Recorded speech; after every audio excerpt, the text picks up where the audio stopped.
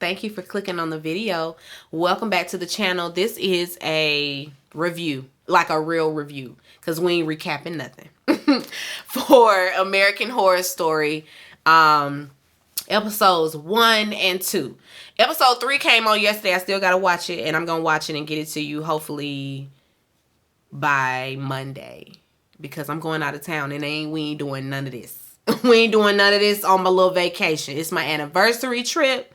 We ain't gonna be doing none of this. Anyway, so American Horror Story. Okay, so we got, everybody is back. The gang is all here. The gang is all here. I'm hoping to see Kathy Bates. You know, we added her to the fold when Coven came out. Was it Coven? Yeah, when Coven came out, because she was Madame Lalali. But I hope to see her. I hope to see everybody. I really do. But anyway, we're set in, I want to say Boston, Providence. They somewhere in the north. And they have moved from their home. It's a family. It's Dandy. Y'all remember Dandy, old tackhead ass. He had killed Patti LaBelle in Freak Show. And I always remember Dandy. But anyway, his name is Finn over here in this one. What's the name of this one? I don't think I know the name of this one. But anyway, like, you know, the name of we got Colvin, we got Murder House. You know the name of it. I don't remember what it's called, but his name is Finn on this one.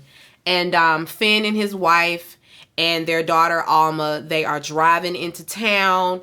Alma notices all of this roadkill on the road. You know, that's important for us to remember. But she's the only one noticing. Everybody else, like, you know, just driving through. But she notices that all these animals on the road, and then we see this hand or something, very much something, snatch the piece of roadkill out of the road. And so, you know, now we're like, oh, what's that? The family, you know, they get to the house, and it's a dilapidated house. I mean, in the middle of nice houses. But anyway, they go inside. You know, there's a house manager that, you know, met them there. They go inside, you know, pick out their rooms and all of that. The wife, and I don't remember what her name is right now. I want to, and I feel like her name was Misty on Coven. Just so you can get the character. She is pregnant, and she's also an interior decorator. And so the whole gig is she's going to, you know, redecorate the house and refurbish it, you know, for the rent being paid. He's a writer. And so you already know what that is, you know, let's go into a deserted town so that I can write, so that I can buckle down and write, because he's dealing with a little bit of writer's block. He goes into town or whatever, you know, it's a small town, so everybody know everybody. There's a grocery store that he goes to, and the owner happens to be the brother of the house manager lady. But anyway, there's this lady there played by Sarah Paulson. They call her TB Karen because sis running around with the nastiest cough. I mean, girl, please get back. She got the nastiest cough. And she running around there cussing people out. She done cussed Finn out. Get the fuck out of here. Why are you here? Get out of here. It's like, do I know you? Do I know you? I don't even know you, girl. Running up on me talking about, get out of here. You shouldn't be here. You know, run while you can. Girl, please. You sound like the crazy lady. She sounds like the resident crackhead, the resident crazy woman. And she is, but she know what she's talking about. She one of the ones you need to be listening to. They end up meeting this couple. Evan Williams is one of the characters. It's Evan and Myrtle Snow. And so they're really rich, and, you know, they have all this money, and he notices who they are because they're writers. And he's like, well, what are y'all doing out here? You know, they say that they come every winter, you know, to write. You know, it's good for them. They come every winter, and it's just a good place to write.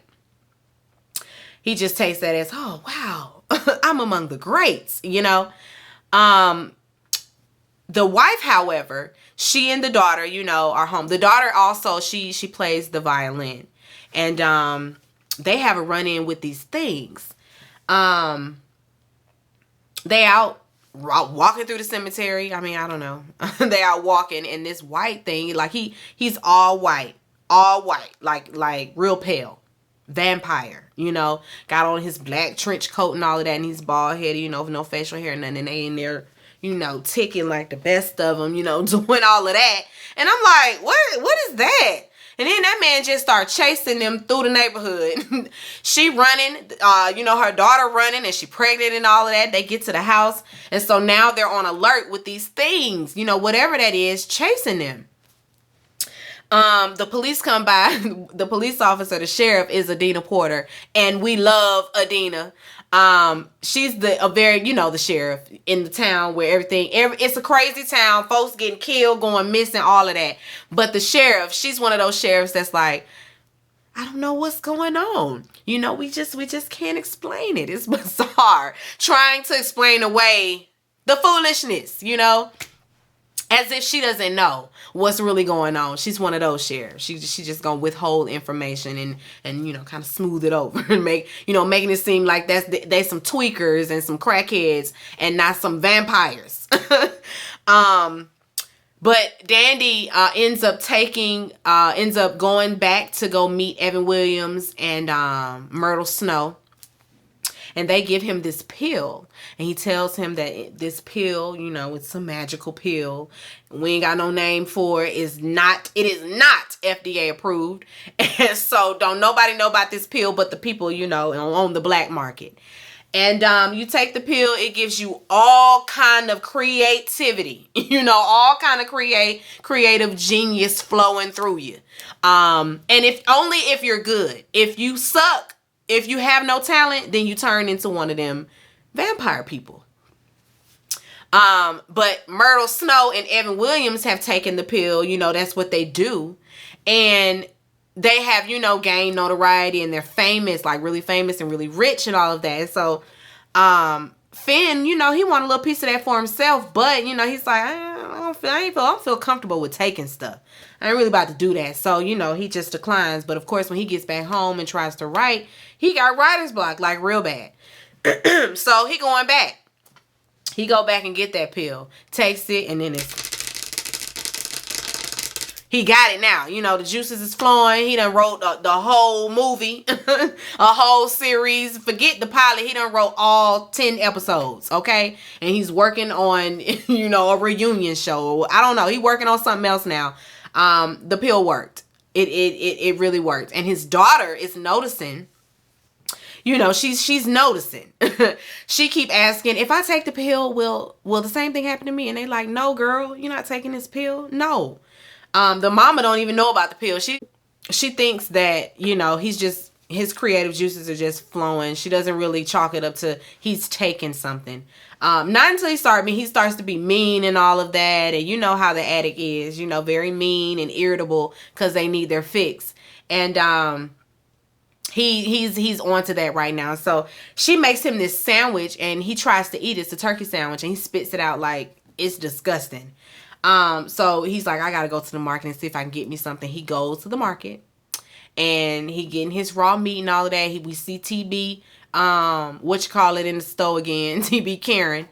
And again, she cussing him out. What you doing here? Why you still here? I told you, you look like it. You own that stuff, aren't you? She know he done took that pill, and cause he buying up all this meat, and so of course he gets straight home, like strains the meat with his hands, and then puts it in the blender, blends it all up, and drinks it. I was so disgusted by that, cause no, no, and no. I feel like I'm moving into the second episode now, but he goes back to Evan and Myrtle Snow for another pill, after he finds, okay, I really can't write now. So he does go back, just like Evan said he would, and he gives him another one or whatever. He takes it. So now he on this stuff. But they tell him, you're going to have to keep a better diet, like going to the store and getting the raw meat and drinking the blood. Like, that's not going to sustain you. You need blood pumping from somebody's warm body. And so, they take him out on a kill. So they really be out here killing people, like the people that are the throwaways, like the pedophiles, the people already doing crime, the people that deserve to get something. And so he takes them out. Well, they take him out with them on one of those kind of runs, and so they can feed. TB Karen been running around getting and snatching newborns for Myrtle Snow. It's like she works for her. I don't know what she has on her. We don't know that yet. It's just 2 episodes. But from what I gather, she's making her do that. She's, in exchange for meth.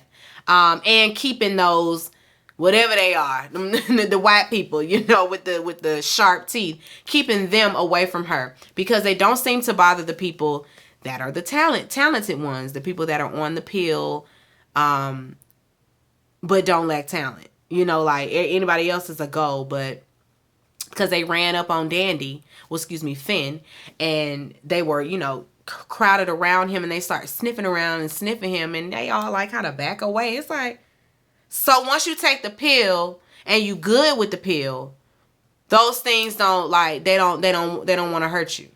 Or at least they won't hurt you. Anyway, because Dandy ended up killing one of them in the first episode. He did kill one of them. One of them got in his house, and he had to beat his head in, and of course now it's like, okay, now we got to go. We got to leave. But Dandy doesn't leave. He goes back and gets another pill, gets his momentum going again. His editor or manager or whatever calls, and she's like, this is the best thing you've ever written. You got a Netflix deal on the table. What's the man name from Gladiator with the cleft lip? What is his name? I can't think of his name right now. But anyway, he done called, and he said he want to do it for free and all of that. And so she's just like, we're gonna be rich. We ain't going nowhere. The daughter, however, she sees the guy. She sees her dad take the pill, and when she gets a moment, she takes it herself, because she's a violinist. And so I told her she's trying to play this really, really tough piece that's really advanced for her skill level. And she wants to master it. And so she gonna get that pill out her daddy laptop bag, and she takes it and just, goes in. Just a whole child prodigy. She just goes in and then passes out. But when she wakes up or whatever, I don't know if it's another day or whatever, but the mom gets up and can't find her. And the dad, he in there still writing because he on that pill. And she also walks up on him, and he got blood on his cheek, and she like, what is that? Oh, I cut myself shaving. I've been like, dripping from your mouth? You cut yourself shaving? See, we always letting those little small signs get by us. Now, she should have known something was afoot with that. But she go out there and look for her daughter, because he done said she on a walk. She like, on a walk with that thing running around with them things running around, because they was camped outside the house, really giving all of this outside the house. So you gonna let the baby just go out there and walk around by herself? So she out there looking. She go into the cemetery looking and sees her like crouch over, and she's like, come on. And the girl turned around, mouth all bloody. She's out down there eating some kind of rodent. She eating something. So she a vampire now. And these are self-made vampires. It's not a situation where, like, if you get bit, then, you become one. No, it's, you take the pill, and, whatever is in the pill, like, I guess it drains the blood that you have inside of you, has been compromised in some sort of way with the pill. I don't know. I can't remember what he said, but I know that they need, hot, pumping blood from somebody that was living, in order to sustain themselves. So, like she said, like he said, going to the store, that's not gonna help. We also have another character played by Macaulay Culkin. He's like, trade. I wouldn't say trade, like he, gave her pay. One of those kind of people. He living on the streets. He lets TB Karen, you know, stay with him in his whatever it is, you know, during the cold months. And so they in there together, you know, talking about taking the pill, like, cause he got one. And so she's like, I ain't fooling with that. Have you seen what if you're not talented and you turn out like them folk? And he's like, I mean, I'm talented. Like, I don't, and he's like, anything is better than this, you know? And she's like, well, what if because she was sticking to everybody. She, you know, buy that grocery store and then burn it to the ground. Like, she hate all the people in the city for how they treat her. So it sounds good, but she's still not about to do that. She ain't about that life. But he does. He takes the pill and he starts writing, and he's a writer as well. So he might, you know, get a good little career going after this, but he's another character that's in the fold. This is going to be good. The second episode was better than the first one to me. You know, of course, the first one is, you know, we laying out the characters and all of that. The storyline and, you know, what's finna happen. Just laying the story out, you know, in a small way. Because from one episode, I can tell that this daughter and him both, you know, being on this pill and all of that. Hopefully, I don't know if mama gonna feel like maybe I should take it too. And then, because she's also having a tough time figuring out what she's gonna do with the house. And the daughter told her that she was ordinary, you know, very regular, schmegular. And you don't have any talent. Very much talentless. Not like me and daddy. So I hope she don't go take the pill too and then turn out like them people. And then the baby get to eating through her womb. You know, I hope TB Karen don't get no bright ideas and snatch that lady's newborn. You know, it's so many things that can transpire, you know, just off watching that first episode. So I know that this is going to be good. It's a double feature, and so we're going to get some more mess, because the artwork for it all, we see that little vampire thing, and we also get an alien. And so it's like, what we doing here? Where are we going with this, Ryan? We gonna be watching. I'm gonna be tuned in. The next review will be a real review. I'm gonna really recap it for you guys. You know, because I love the scripted television, because I feel like I get to retell the story in my way. So I'm happy that this is back. Okay, be sure to rate, comment, and subscribe to the channel. It's Call Me Busby, and I'll chat with you later. Peace and light.